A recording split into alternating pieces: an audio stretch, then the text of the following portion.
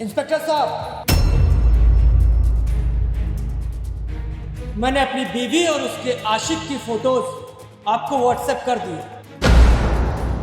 देख लीजिए, ये ठोस सबूत के काम आएगा। जब मैं अपनी बीवी के ऊपर डाइवोर्स और एडल्ट्री का केस करूंगा तो वो मुझ पे एलिमनी या मेंटेनेंस का पैसा ना मांग सके, क्योंकि ये सारा मेरी मेहनत की कमाई के है। उसे संभाल के रखिएगा, कोर्ट में जज को दिखाने के काम आएगा। अब मैं रखता हूं, बाय।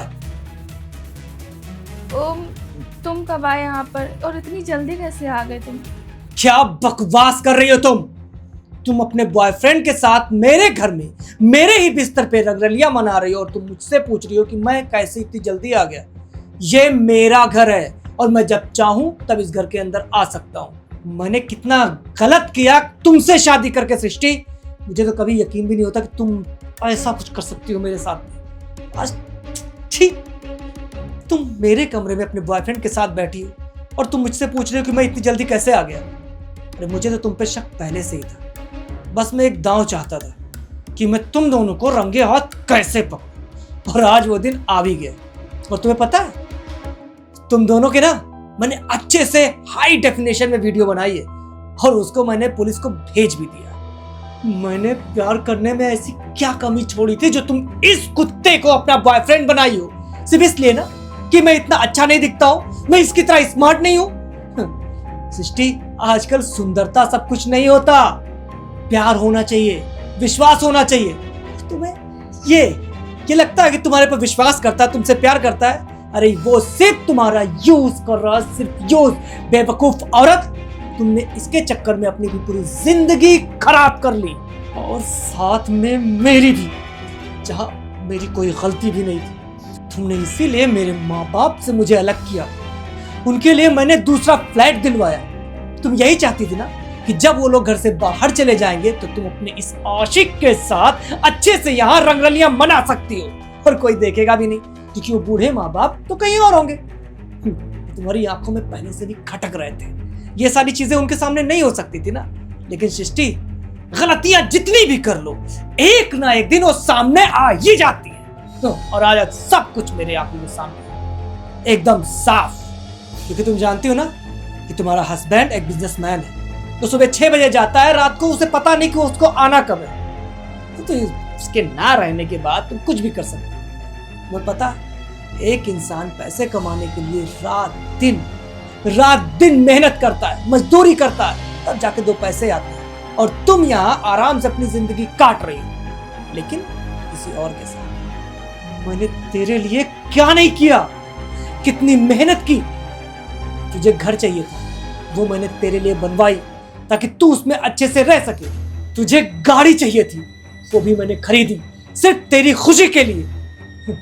मैंने क्या नहीं किया तेरे लिए, और तूने इन सब के बदले मुझे क्या दिया? सिर्फ धोखा। और एक बात बोलूं सृष्टि, तुझ जैसी लड़की ये सब चीजें घंटा डिजर्व नहीं करती। और तूने जो मेरे सीने में छुरा घोंपा है ना, उसका दर्द मैं जिंदगी में कभी भूल नहीं सकता। और आज तूने मुझे यकीन दिला दिया कि आज के टाइम पे सच्चा प्यार करना सबसे बड़ा गुनाह है। अरे तो मेरी किस्मत अच्छी थी कि मैं समय से पहुंच गया, और तुम दोनों को यहाँ रंगरलियां मनाते हुए मैंने देख लिया और वीडियो में रिकॉर्ड कर लिया। सरप्राइज।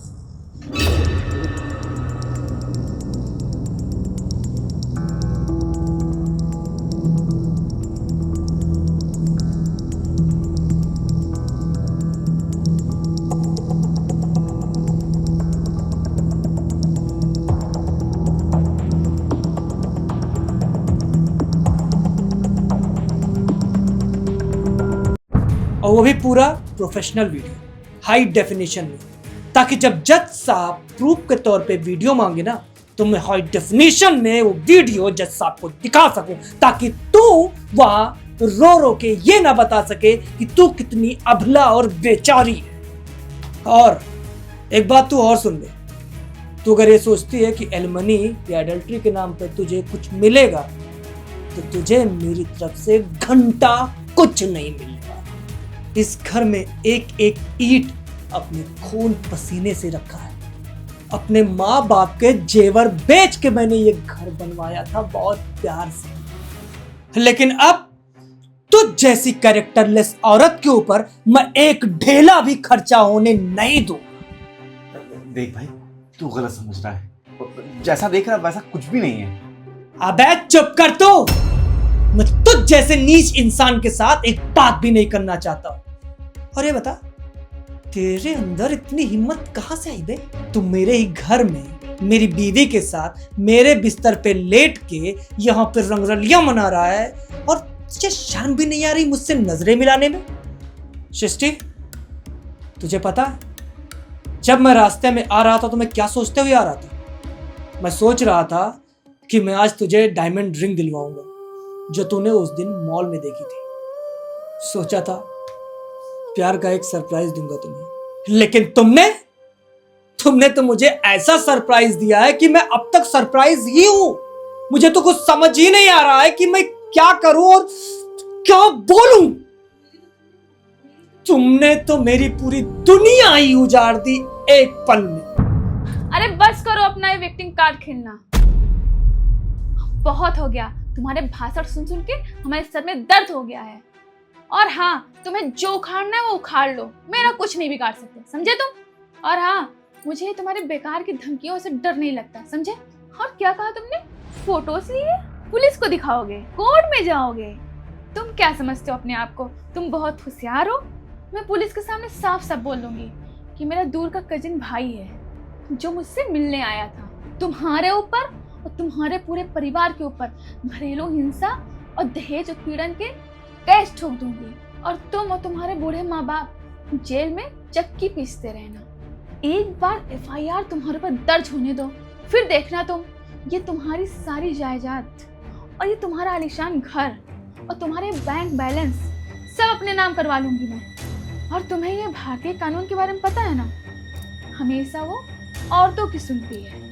मैं पुलिस के सामने 2 आंसू गिराऊंगी और तुम्हें घसीटते हुए यहाँ से लेके चली जाएगी, क्योंकि इस दुनिया में लड़कों का सुनने वाला कोई भी नहीं है, समझे? तो ज्यादा कानून मत सिखाओ मुझे, जो करना है वो कर लो। क्या लगता है तू मुझे फंसाएगा? अबे तेरी बीवी मुझे खुद डेट कर रही है, तो तुझे क्या दिक्कत है? अपना काम करना और तू मेरा कुछ नहीं बिगाड़ पाएगा, समझा? और वैसे भी तेरे पास क्या सबूत है कि मैं तेरी बीवी के साथ था? मैं आज चला जाऊंगा तो? वाह वाह सृष्टि वाह। 498A, दहेज का झूठा केस, आंसू बहाकर पुलिस को बेवकूफ बनाना। लेकिन शायद तुम ये भूल रही हो कि तुम्हारा पाला किससे पड़ा है।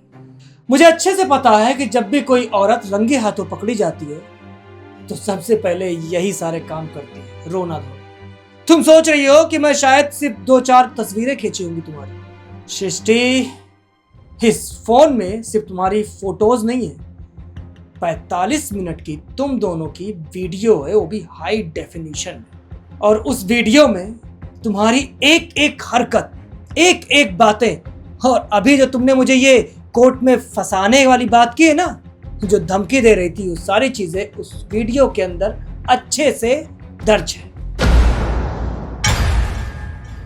अब बोलो, कौन सा कजिन भाई, कौन सा कजिन भाई, कौन सा केस? जज साहब जब ये वीडियो देखेंगे ना, तब तुम्हें जेल भेजेंगे या मुझे?